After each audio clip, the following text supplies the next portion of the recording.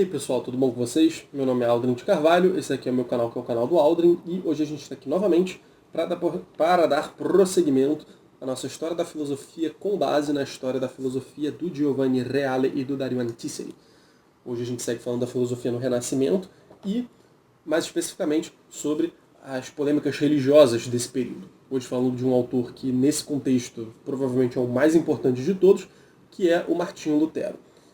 Martinho Lutero, apesar de não ser considerado filósofo na maior parte das vezes, e eu acho que ele próprio também não gostaria de ser chamado de filósofo, é uma figura muito importante para o pensamento de maneira geral, de modo que ele vai influenciar muitos pensadores que vieram depois dele, né? Então acaba sendo importante trazê-lo aqui e salientar alguns pontos do seu pensamento. Mas antes de entrar no conteúdo propriamente dito deste vídeo, eu gostaria de lembrá-los de que vocês podem apoiar o canal financeiramente de algumas formas. E quais formas são essas? Bem, vocês podem dar uma olhada aí na descrição, existe uma lista com vários links para a Amazon. São links para comprar os livros do Reale e do Antiseri. Se você comprar pelos links da descrição, eu ganho uma comissão em cima do valor. Você paga o mesmo valor do que se pagaria normalmente se comprasse pelo site, mas como eu ganho uma comissão em cima disso, todo mundo sai ganhando, é muito melhor. Além disso, você pode fazer uma doação pontual pelo Pix, usando a chave que está aí na descrição. Aí embaixo também tem o botão Valeu, pelo qual você também pode fazer uma doação pontual, ou você pode doar pelo Superchat durante alguma live que estiver rolando por aqui. Além disso, a melhor contribuição que você pode dar para mim do ponto de vista financeiro é um apoio no Apoia-se. O Apoia-se, para quem não sabe, é uma plataforma de apoio mensal em que você seleciona qualquer valor, no meu caso a partir de R$2, para me doar mensalmente. Dessa forma, por mais que você só me dê, enfim, pouquinho de dinheiro, né, pelo menos eu tenho a garantia de que vou receber no mês seguinte e vou continuar recebendo nos próximos. Isso é bom para ajudar nos gastos, e se todo mundo me doasse R$2 por mês, eu estaria muito bem, estaria muito tranquilo em termos de vida financeira. Então, é isso. Então, sinta-se convidado a apoiar, e se você apoiar, você vai receber no começo de todos os vídeos aqui um agradecimento especial. Então, eu gostaria de agradecer ao Cássio, a Andressa, ao Luiz e ao Denício, que são nossos 4 atuais apoiadores do Apoia-se. Muito obrigado, gente, e se você que está ouvindo ainda não é um apoiador, o que é bastante provável que não seja, clica aí embaixo e comece a apoiar. Mas enfim, vamos para o vídeo agora. Já se disse muito bem que ubi Erasmus inuit, ibi Luterus irruit, onde Erasmo aludiu, Lutero irrompeu. Então, lembrando, no último vídeo a gente falou sobre Erasmo de Roterdã, que também era crítico da igreja do seu tempo, que é ao mesmo tempo do tempo do Lutero, mas que teve uma postura muito mais atenuada. Lutero chegou a levar a sua revolta contra a igreja a ponto de, acontecer a reforma protestante e tudo mais, enquanto Erasmo não se engajou em nenhum movimento mais radical desse tipo. Tanto que foi relativamente esquecido pelo tempo. Mas ainda assim eles tinham muitas preocupações comuns. Então, onde o Erasmo simplesmente aludiu, o Lutero irrompeu com muito mais força.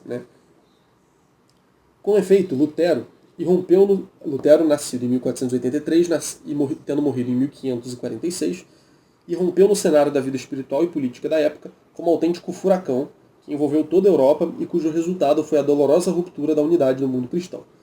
Então, por isso que hoje em dia nós temos igrejas protestantes, temos a igreja católica. Tem os ortodoxos também, que enfim, já é uma questão mais antiga, mas aqui na nossa experiência social brasileira a gente vê claramente igrejas protestantes de vários tipos, e a igreja católica. Do ponto de vista da unidade da fé, a Idade Média termina com Lutero, iniciando-se com ele importante fase do mundo moderno. Então ele vai marcar realmente um ponto de virada importante aí nesse começo da modernidade.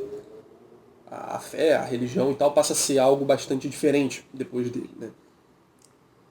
Entre os numerosos escritos de Lutero, podemos recordar o comentário à Carta aos Romanos, as 95 teses sobre as indulgências, que é provavelmente a mais conhecida de nome do que ele escreveu, as 28 teses relativas à disputa de Heidelberg e os grandes escritos de 1520, que constituem verdadeiros manifestos da reforma. Aí, apelo à nobreza cristã da nação alemã pela reforma do culto cristão, o cativeiro babilônico da igreja e a liberdade do cristão, além do servo-arbítrio, escrito contra Erasmo de Roterdã em 1525. Então, vejam, muitas preocupações teológicas aí. Do ponto de vista histórico, o papel de Lutero é da maior importância, pois com sua reforma religiosa logo se entrelaçaram elementos sociais e políticos que mudaram a fisionomia da Europa. A gente vai mencionar um pouco alguns príncipes aí que tiveram alguma relação com ele. Entretanto, Lutero merece um lugar também em termos de história do pensamento filosófico. E aí que o Hell então vai justificar por que tratar de Lutero num contexto em que a gente está falando de história da filosofia. Então ele merece um lugar na história da filosofia, se a gente está querendo traçar uma história da filosofia, seja porque verbalizou a instância de renovação que os filósofos da época fizeram valer, seja por algumas valências teóricas intrínsecas ao seu pensamento religioso, e seja ainda pelas consequências que o novo tipo de religiosidade por ele suscitado exerceu sobre os pensadores da época moderna. Então vamos lá, uma coisa de cada vez. Primeiro, ele verbalizou a instância de renovação que os filósofos da época fizeram valer. Então muita gente já estava falando de renovação em termos aqui especialmente religiosos, Enfim, todo mundo já estava meio insatisfeito com a situação da igreja, já havia tido reformadores pré-luteranos, a gente viu isso, tem um vídeo aqui com esse título.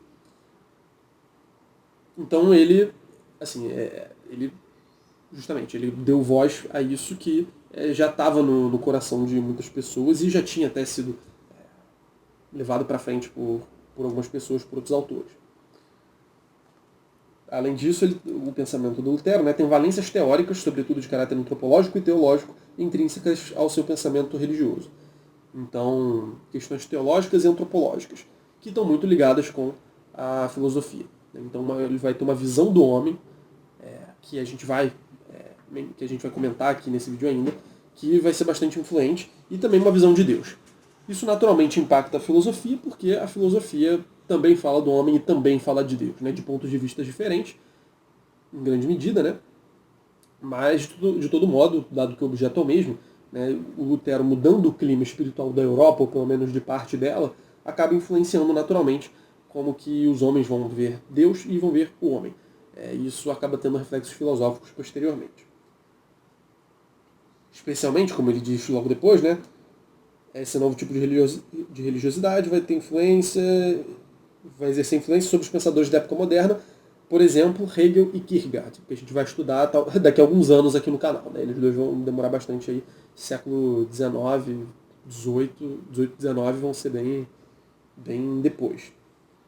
E ele menciona aqui também da época contemporânea, então não só modernos propriamente ditos como Hegel e como Kierkegaard, mas a gente tem aqui corrente do existencialismo e da nova teologia. A gente vai falar sobre essas tendências, enfim, daqui a anos e anos de história da filosofia. A posição de Lutero em relação aos filósofos é totalmente negativa. Então ele não gosta de filósofo. Inclusive isso é um dos motivos pelos quais poderia chocar alguém colocar o Lutero aqui nesse vídeo, nesse estudo de história da filosofia. Inclusive por isso que eu mencionei no começo do vídeo que ele próprio provavelmente não gostaria de ser chamado de filósofo ou qualquer coisa assim. A visão que ele tem deles é negativa. A desconfiança nas possibilidades de a natureza humana salvar-se por si só, sem a graça divina, levaria Lutero a não dar qualquer valor a uma investigação racional autônoma, a qualquer tentativa de examinar os problemas de fundo do homem com base no logos, na pura razão. Então vejam, uma coisa que marca muito o pensamento do Lutero é essa, como ele coloca em termos de desconfiança de Lutero com relação à capacidade do homem de se salvar a si próprio. A salvação, como a gente vai ver, vem exclusivamente da fé, que é um dom gratuito de Deus. Não tem nada que a gente possa fazer para fazer valer a nossa salvação.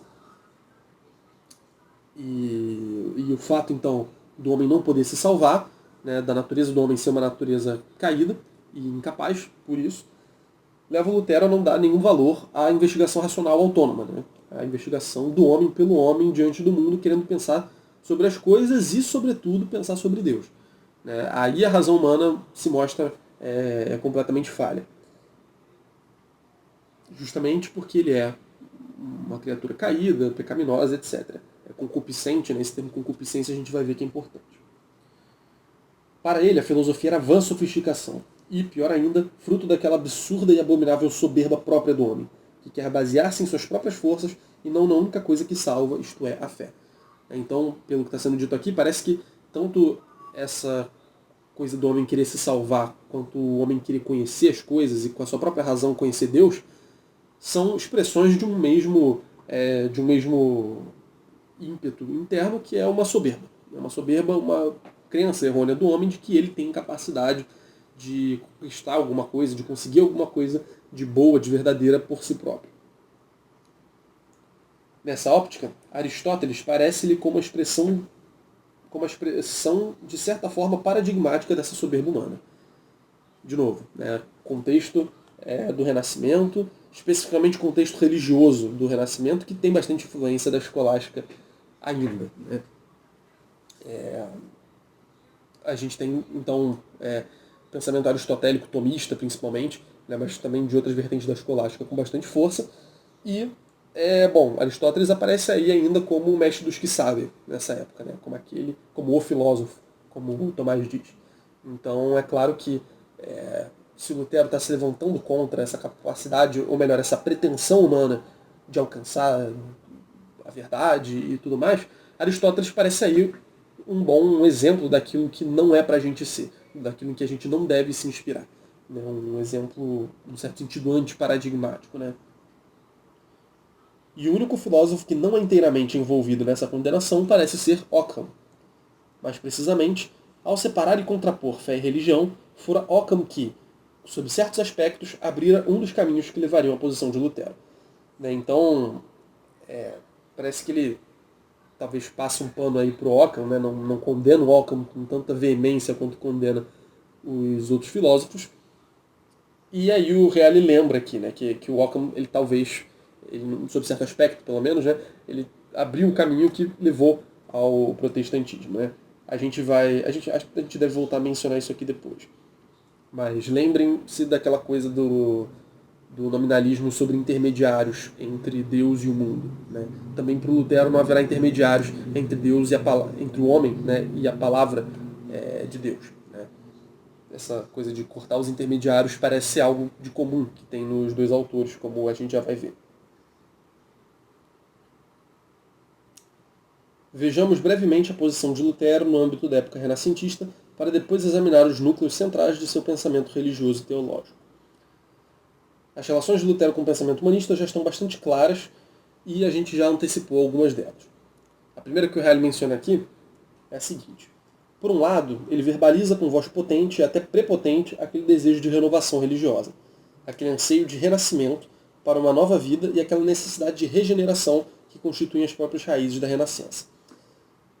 E, desse modo, a Reforma Protestante pode ser vista como um dos resultados desse grande e multiforme movimento espiritual.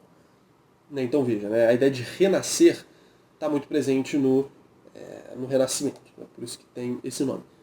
Renascimento dos clássicos da Antiguidade, renascimento também no sentido religioso, né, sentido do qual a palavra renascimento deriva, nesse contexto, como o Reale já mencionou. A ideia de renascer em Cristo e tudo mais. Né. Então também aqui no Lutero a gente vai ter uma preocupação em querer resgatar algo que foi perdido. Né. Nesse sentido, uma renovação, uma regeneração de um estado anterior. Né? Nesse caso, um estado do que seria o cristianismo no seu início. Né? O cristianismo como proposto, né? como se deixa transparecer pela própria Sagrada Escritura. Além disso, Lutero retoma e leva às últimas consequências o grande princípio do retorno às origens, ou seja, do retorno às fontes e aos princípios que os humanistas haviam procurado realizar pelo retorno aos clássicos, que Ficino e Pico pretendiam mediante retorno aos Prisci Theologi, e que Erasmo já apontara claramente no Evangelho no pensamento das origens cristãs e dos padres da Igreja. Enfim, eu acabei antecipando exatamente o que ele ia dizer depois. Né? Então, mas vejam, né, o próprio Erasmo ele já tinha salientado a importância de voltar ao Evangelho. Né? O Ficino e o Pico falavam dessa coisa do Hermes Trismegisto, do Orfeu, do Zoroastro, né? Retornar para essas figuras que seriam figuras muito antigas, né? Seriam profetas de fato. Anteriores aí à própria Sagrada Escritura. Então esse desejo de voltar para as origens é algo bastante comum, bastante difundido no Renascimento. Mas o retorno ao Evangelho que Erasmo havia procurado fazer mantendo equilíbrio e medida, em Lutero torna-se revolução e subversão. Tudo aquilo que a tradição cristã construíra ao longo dos séculos parece a Lutero incrustação, construção artificiosa e peso sufocante, do qual era preciso se libertar. Então, vejam, né, tudo aquilo que foi sendo desenvolvido, né, em cima da Bíblia, né, e que constituiu a tradição como ela já tinha se constituído aí nessa época, né, como ela foi se constituindo até essa época, tudo isso aí era peso sufocante, né? Isso aí abafava a mensagem original da Escritura com um monte de coisa que não tem nada a ver e que inclusive várias vezes contrariaria o que está na Escritura, né? Para ele, a tradição mortifica o Evangelho. E mais, uma é antítese do outro. A tal ponto que, diz Lutero, o acordo entre tradição e Escritura é impossível. Portanto, para Lutero, o retorno ao Evangelho significa não apenas um drástico redimensionamento, redimensionamento, mas até mesmo a eliminação do valor da tradição. Então o Reale está colocando aqui em termos bem radicais mesmo. O Lutero rejeitava a tradição. Isso evidentemente comporta uma ruptura não apenas com a tradição religiosa, mas também com a tradição cultural, que em muitos aspectos constitui o substrato daquela. Né? Então vejam, né? A cultura europeia estava bastante acostumada em reconhecer validade na tradição e no que vinha sido trazido pela tradição da igreja e desenvolvido também pela tradição da igreja. Então isso acaba tendo um impacto cultural também, não só estritamente religioso nesses debates mais propriamente teológicos. Como pensamento e como teoria, portanto, o humanismo é rejeitado em bloco. Nesse sentido, a posição de Lutero é decididamente anti-humanista. Com efeito, o núcleo central da teologia luterana nega qualquer valor verdadeiramente construtivo à própria fonte de onde brotam as humanae literae, bem como a especulação filosófica, como já recordamos, visto que considera a razão humana como nada diante de Deus, e visto que confia a salvação inteiramente à fé. Então, notem aqui, né? Dado que o homem é essa natureza caída que eu mencionei, e é incapaz, e etc, etc., inclusive intelectualmente, né, substancialmente deficiente nesse aspecto, faz sentido cortar a tradição, porque a tradição é algo humanamente construído em cima desse núcleo da fé. De modo que é claro que a tradição pode cair em uma série de desvios. E aí vejam que isso, assim, em relação com a questão do humanismo, né? Essas artes e ciências e estudos que eram valorizados pelos humanistas não fazem sentido para o Lutero. Porque isso aí é tudo, enfim, é coisa que brota da natureza humana decaída. Isso não tem porquê, não tem porquê ser valorizado dessa forma, né? Como é que a gente pode falar em humanismo sendo que o ser humano é essa desgraça e esse nada diante de Deus? Bom, e aí o Reale menciona 3 pontos básicos da teologia do Lutero que a gente vai desenvolver um pouco mais. A doutrina da justificação radical do homem unicamente pela fé, a sola fide. A doutrina da infalibilidade da Escritura, considerada como a única fonte de verdade, que aí é a sola Escritura, né? E a doutrina do sacerdócio universal e a decorrente doutrina do livre exame das Escrituras. Todas as outras proposições teológicas de Lutero nada mais são do que corolários ou consequências que derivam desses princípios. Então, sola fide, sola Escritura e livre exame da Escritura também, que está associada à questão do sacerdócio universal. Vamos falar sobre cada uma dessas coisas agora. O homem se justifica apenas pela fé e sem as obras, para Lutero. A doutrina tradicional da Igreja era e é a de que o homem se salva pela fé e pelas obras. As duas coisas vão juntas aí. A fé só é verdadeira quando se prolonga e se expressa concretamente nas obras. E as obras são testemunhos autênticos de vida cristã, quando são inspiradas e movidas pela fé, impregnando-se delas. Então, a ideia tradicional da Igreja é justamente unir essas duas coisas como, enfim, desse jeito, né? Uma coisa expressa a outra, é consequência da outra, e as duas coisas têm um papel de salvação. Nesse sentido, as obras são indispensáveis. Não adianta você ter fé e não agir de acordo com essa fé, não agir movido por essa fé, porque senão não adianta nada. Lutero contestou energicamente o valor das obras. E aqui o Reale dá 2 motivos para isso, ou 2 séries de motivos para isso, que são, primeiro, uma série de razões psicológicas, existenciais, e depois algumas razões, de fato, dogmáticas, né, teológicas, vamos dizer.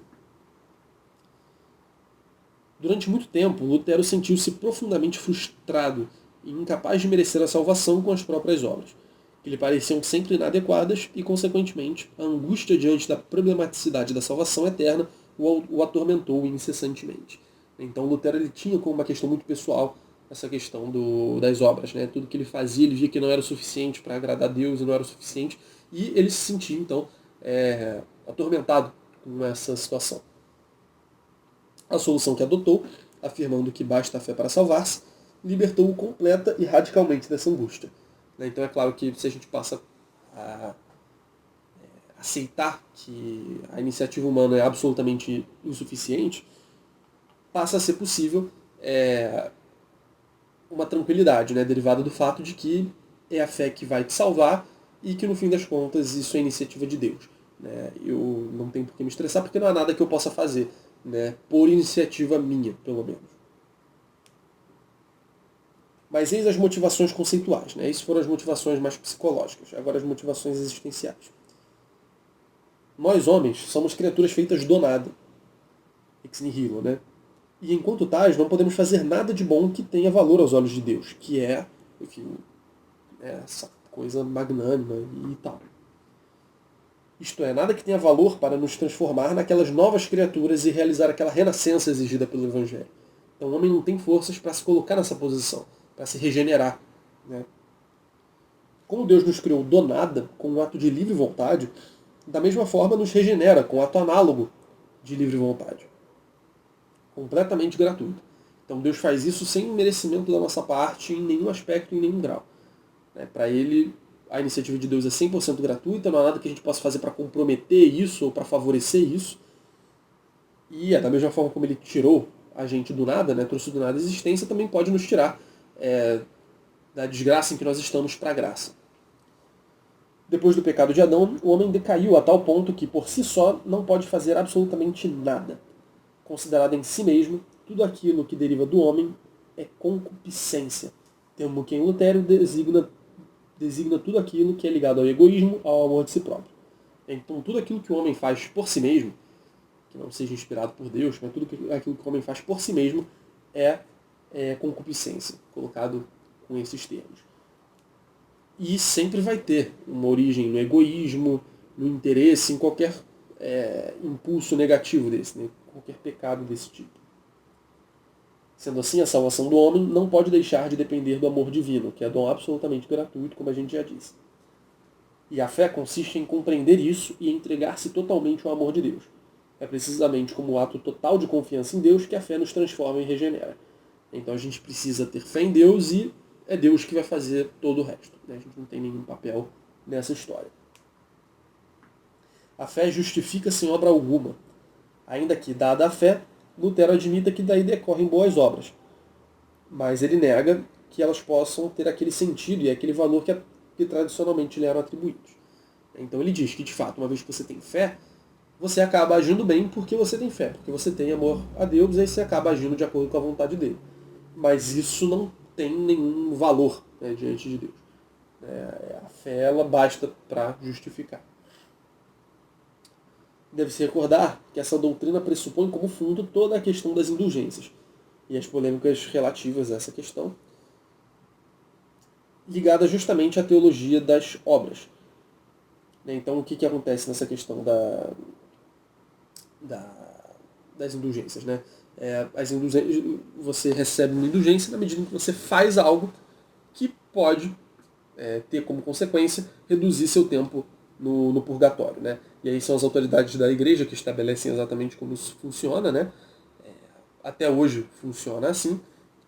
E, bom, então essa teoria das indulgências ela está baseada na teologia das obras, né? no papel que se atribui teologicamente às obras na nossa salvação. Então, dado que as obras não têm para o Lutero mais valor nenhum, consequentemente as indulgências também não têm mais valor nenhum.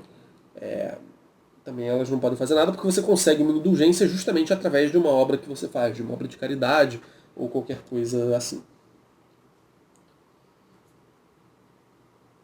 Mas é que tá, né? O Lutero ele não critica só diretamente essa questão das indulgências, né? Ele vai nesse fundamento mais mais essencial que dá origem à questão das indulgências. Então Lutero não apenas corrigiu os abusos ligados à pregação das indulgências, mas também cortou pela raiz a base doutrinária, com gravíssimas consequências das quais falaremos adiante. Bom, aí aqui ele fala da questão da escritura agora, né, da sola escritura. Tudo o que já dissemos seria suficiente para tornar compreensível o sentido do segundo ponto básico do luteranismo. Tudo o que nós sabemos de Deus e da relação homem-Deus nos é dito pelo próprio Deus na Escritura. Então, teologia, especulação filosófica sobre Deus, isso aí não. Como não está na Escritura, não é isso que Deus está dizendo, isso não tem valor teológico.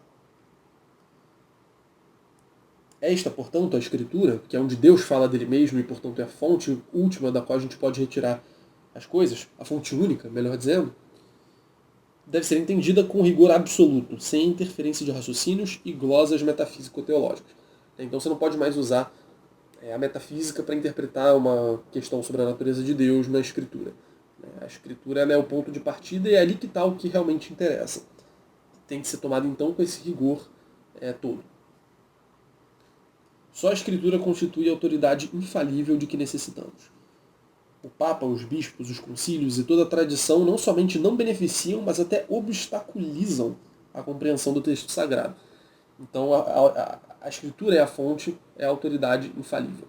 Todo o resto, inclusive os papas, inclusive os concílios, são fatores que atrapalham na compreensão dessa mensagem e não têm autoridade alguma. Essa enérgica remitência às Escrituras já era própria de muitos humanistas. Mas os estudos recentes destacaram também o fato de que, quando Lutero decidiu se empreender a tradução e edição da Bíblia, já circulavam numerosas edições, tanto do Antigo quanto do Novo Testamento. Cálculos realizados com bases bastante precisas indicam que deviam circular pelo menos 100.000 exemplares do Novo Testamento e cerca de 20.000 exemplares dos Salmos. Então vejam, né, quando o Lutero faz a tradução dele da Bíblia e começa a incentivar as pessoas que a leiam, já havia um contexto que incentivava isso bastante. Né? Os humanistas já tinham essa preocupação, como a gente já viu, e, além disso, já estavam circulando bastante edições aí da Bíblia, né? Do Novo Testamento e dos Salmos especificamente. Entretanto, a demanda era muito superior à oferta, e a grande edição da Bíblia feita por Lutero respondia precisamente a essa necessidade. Daí seu triunfal sucesso. Portanto, não foi Lutero que, como se dizia no passado, solicitou aos cristãos que lessem a Bíblia, mas foi ele quem, mais do que todos, soube satisfazer essa premente necessidade de leitura direta dos textos sagrados, que já havia amadurecido em sua época. Então essa demanda por texto sagrado já tinha. O Lutero não foi o responsável por trazer isso à tona, não. O que ele fez foi saciar essa demanda em grande medida com essa edição da Bíblia pela qual ele foi responsável. Uma diferença, contudo, merece ser ressaltada. Os estudiosos observaram que, na Bíblia, os humanistas procuravam algo diferente do que Lutero buscava. Com efeito, os primeiros, os humanistas, queriam encontrar nela um código de comportamento ético, normas da vida moral.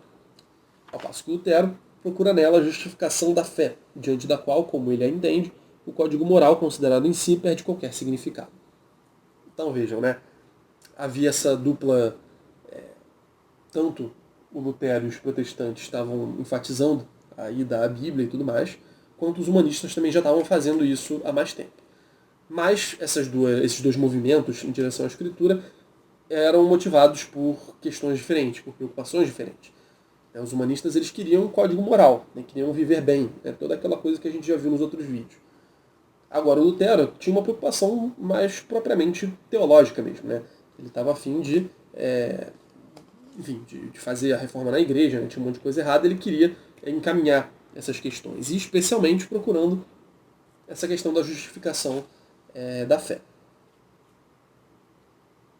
Bom, aí ele fala aqui agora da questão do livre exame das Escrituras. O terceiro ponto básico do luteranismo pode ser muito bem explicado, além de pela lógica interna da nova doutrina, também pela situação histórica que se viera criando no fim da Idade Média e durante o Renascimento. O clero se mundanizara, perdera credibilidade, não se vendo mais uma distinção efetiva entre padres e leigos. Então ele vai salientar aqui que, nesse período, o clero estava descredibilizado E, portanto, você não via mais no sacerdote aquela figura virtuosa, né? No Papa uma figura virtuosa, nos bispos, no cardeais, figuras virtuosas.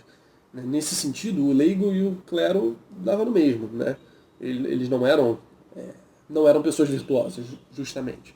Nenhum deles era exemplo. Então não tinha mais, em termos de moral e de vida cristã, de cumprimento ali da vida cristã, uma diferenciação clara, evidente. Mas, além disso, ele salienta aqui que a lógica interna da doutrina também é importante para a gente entender, obviamente. A ideia de que não há necessidade de um intermediário especial entre o homem e Deus, entre o homem e a palavra de Deus. Então vejam, né?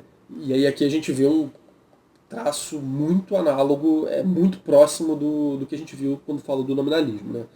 A ideia de que entre Deus e o homem não há intermediários, ou entre Deus e o mundo não há intermediários.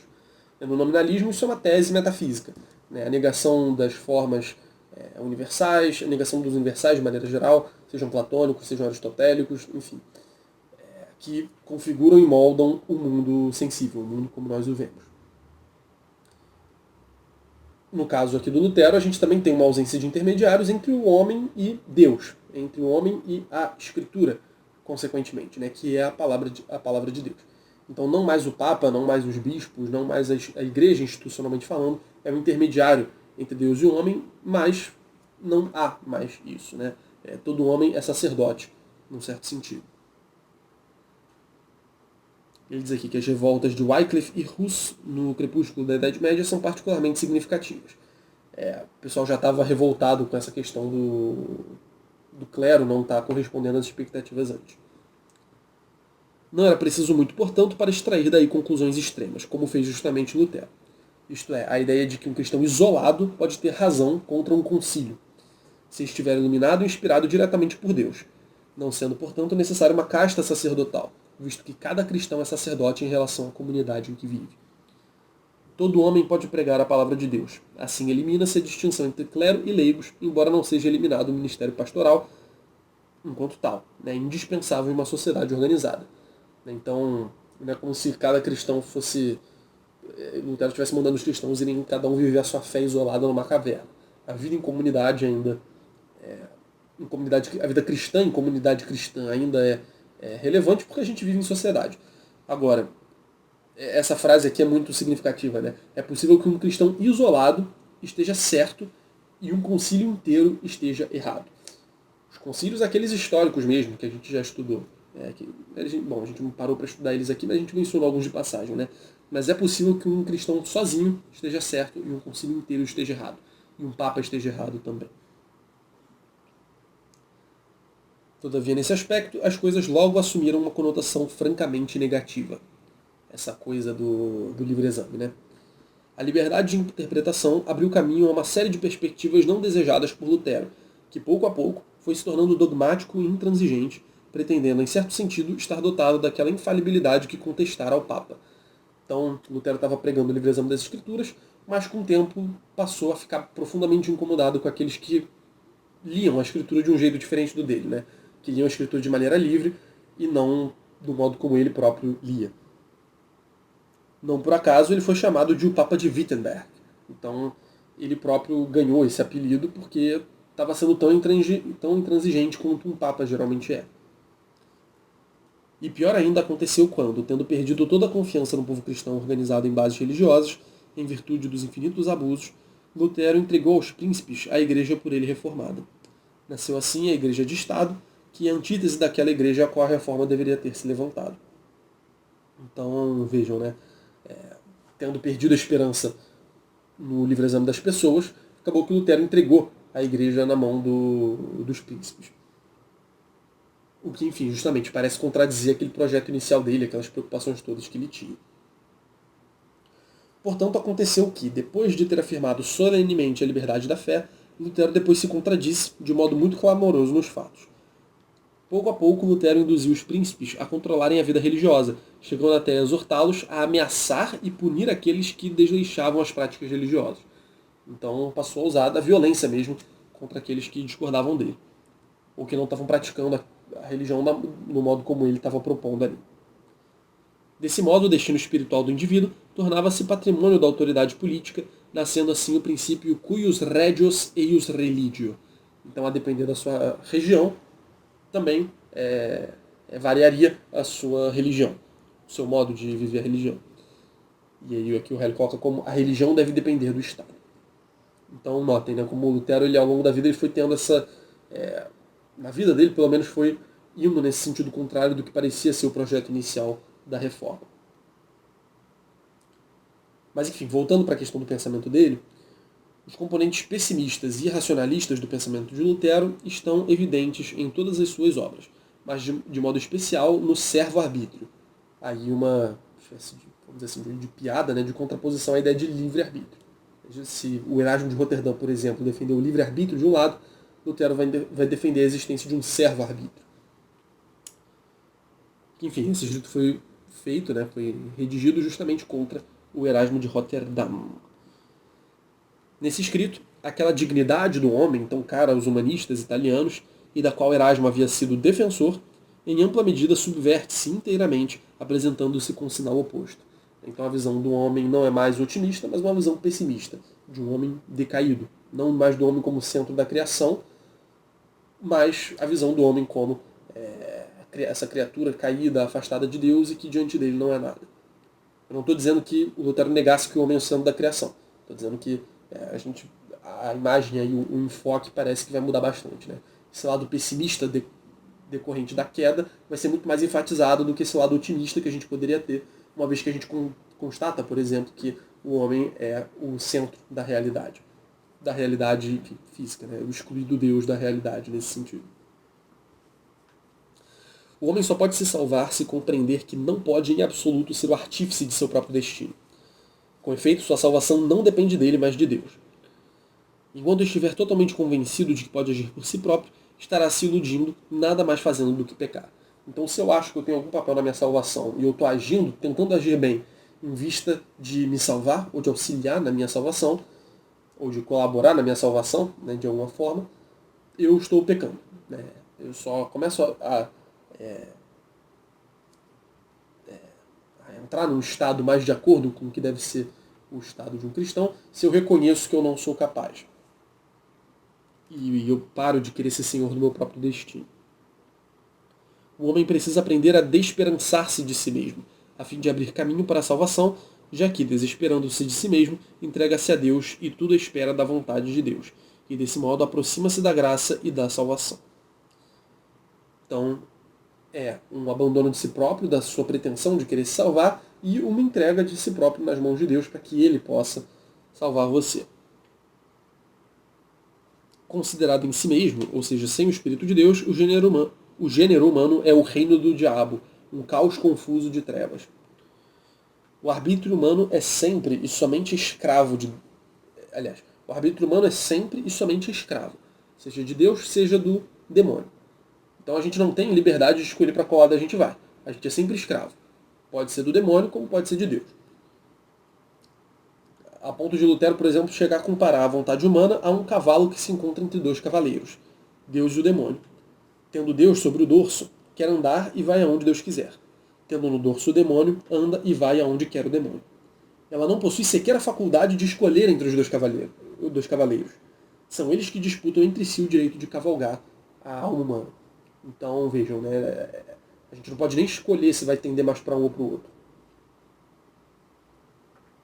E a quem acha injusta essa sorte do homem, injusta, que desse modo fica predestinado, então já está determinado se vai ficar na mão do demônio ou de Deus, não tem nada que você possa fazer, Lutero responde com uma doutrina extraída do voluntarismo occamista.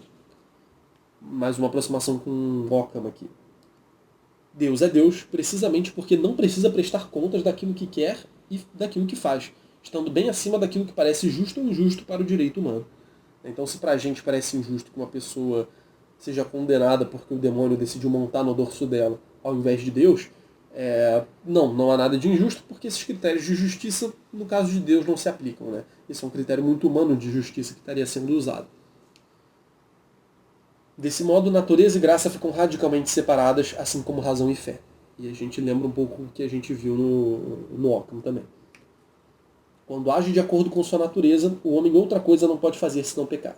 e quando pensa de acordo com seu intelecto, outra coisa não pode fazer senão errar. As virtudes e o pensamento dos antigos são vícios e erros.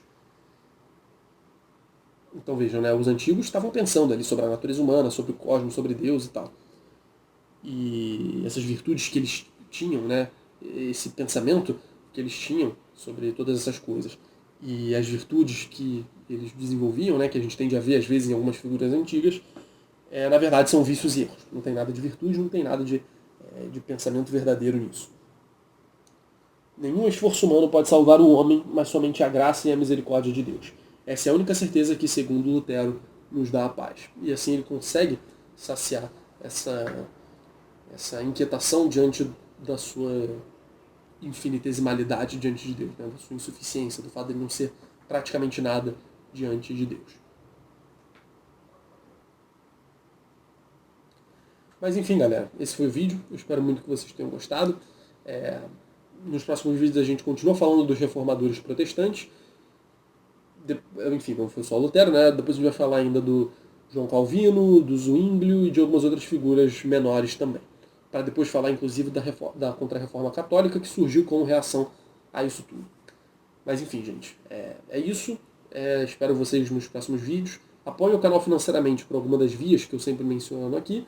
E além disso, deixem o like de vocês, inscrevam-se no canal, deixem um comentário e, além disso, divulguem o vídeo para quem vocês acharem que possa se interessar. Isso é o mais importante de tudo. Beleza?